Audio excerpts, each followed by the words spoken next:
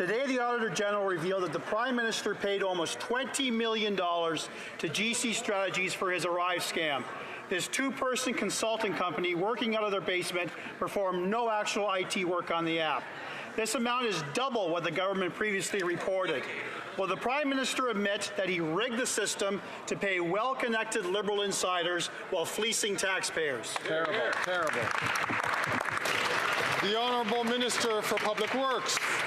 Thank you, Mr. Speaker. In a time of crisis, a responsible government has two responsibilities.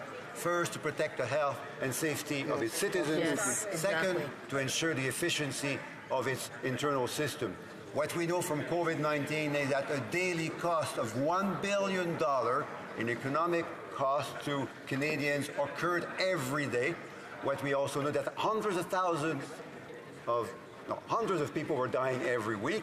But at the same time, this is no excuse for the type of recommendation and finding that the Auditor General deposited today, and that's why we are going to continue to implement. The Honourable Member from Brantford-Brant. Mr. Speaker, as outlined by the Auditor General, the pandemic urgency can never justify corruption and oversight failures outlined in this report. The awarding of contractors favor GC Strategies, securing almost $20 million without competition. The CBSA's disregard for basic management practices compromised accountability, competition, and value for money. This Prime Minister is not worth the cost, crime, or corruption.